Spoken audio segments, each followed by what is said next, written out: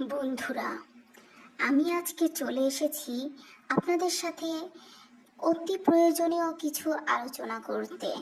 আমি জানি সকলে আপনারা কম বেশি এই কাজগুলো করে থাকেন, প্রতিদিন দৈনিক আমল দোয়া দরুদ পাঠ করেন, কিন্তু তারপরেও হয় কি বন্ধুরা, আমরা অনেক সময় অবহেলার কারণে জানা জিনিসও ভুলে যাই।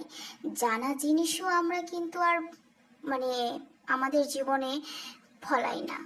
সেক্ষেত্রে হয় কি বন্ধুরা, আমরা একটা বিষয় ঠিকই জানি, কিন্তু ওই যে হয় না যে আচ্ছা ঠিক আছে এই কাজটা আগে করি, তারপরে না হয় আমরা ওটা করব, বা কি দরকার, এখন এই কাজটা করছি এটা করি না, এই তো জোহরের টাইমে ওটা করব, আসরের টাইমে ওটা করব। এরকম করতে করতে হয় কি, আর আমরা সে আমলগুলো করতে পারি না। কারণ ওই যে পরে করব, শয়তানের ধোঁকা। জোহর টাইম আসে, তাড়াহুড়া করে আমরা নামাজ পড়ি, কি কাজের তাড়া। আসরের সময় পড়ব, আসর চলে আসে, আসরও আমরা পড়ি, এই কাজ আছে এটা আছে এখানে বাইরে যাইতে হবে, তখনও কি হয়ে যায় বন্ধুরা, আর হয় না। কিন্তু সব কথার এক কথা, জীবনে যেটাই হোক সবার আগে নামাজ পড়তে হবে, সবার আগে নিজের দিনকে ঠিক রাখতে হবে, নিজের সৃষ্টিকর্তা এক আল্লাহ তাআলার উপর ভরসা বিশ্বাস রেখে চলতে হবে, রাসূলকে ভালোবাসতে হবে। তাহলে দেখবেন আমরা জীবনটাকে যতটা কঠিনভাবে উপস্থাপন করি, আসলে জীবন কিন্তু এত কঠিন না। আল্লাহ তাআলা আমাদের মানব জাতিকে অনেক সুন্দরভাবে নিখুঁতভাবে তৈরি করেছে, কিন্তু আমাদের জীবনে কোনো খুঁত রাখে নাই, কিন্তু আমরা মানুষরাই কিন্তু নিজেদের জীবনকে একদম বেড়া জালে আটকে ফেলি। আমরা আসলে বুঝে উঠতে পারি না আমাদের জন্য কোন পথটা ঠিক, কোন পথটা আমাদের জন্য ঠিক নয়। আমরা বরাবর শয়তানের ধোঁকাতে পড়ে বিপথে চলে যাই।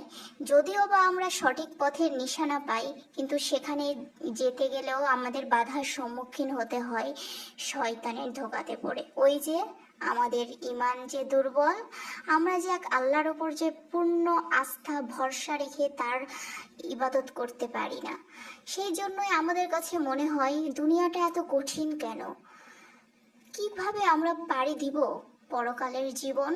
এই যে হতাশা, এই যে চিন্তা, আসলে কিন্তু এগুলো কিছু না। দুনিয়াতে টিকে থাকতে হলে টাকা পয়সার পাশাপাশি মানুষের যে পাঁচটা মৌলিক চাহিদা আছে সেগুলো পূরণের পাশাপাশি ইবাদত, দৈনন্দিন জীবনের কিছু টুকিটাকি আমল করো, সত্য কথা বলো, সৎ পথে চলো, কাউকে কষ্ট দিও না, 5 ওয়াক্ত নামাজ পড়ো, আল্লাহর সন্তুষ্টির জন্য চলো, দেখবে জীবন সহজ, ইহকাল পরকাল দুই কালই সুন্দর। তো বন্ধুরা, এখন আমরা আসল কথায় আসি। আমরা এখন জানবো আমাদের দৈনন্দিন জীবনে সব থেকে গুরুত্বপূর্ণ আমল এবং সব থেকে ছোট কিছু আমল, যেগুলো করতে আমাদের মাত্র 1 থেকে 2 মিনিট সময় লাগে, কিন্তু যার সোয়াব বিশাল, 7 আসমান সমান, উহুদ পাহাড় সমান। তো বন্ধুরা, সকালে ঘুম থেকে আমরা অনেকে তাহাজ্জুদ পড়ি, অনেকে পড়ি না। তো যারা পড়ি তারা তো মাশাআল্লাহ আলহামদুলিল্লাহ, আল্লাহ তাদের ভালো করুক, আর যারা পড়ে না আল্লাহ তাদের হেদায়েতের পথে নিয়ে আসুক।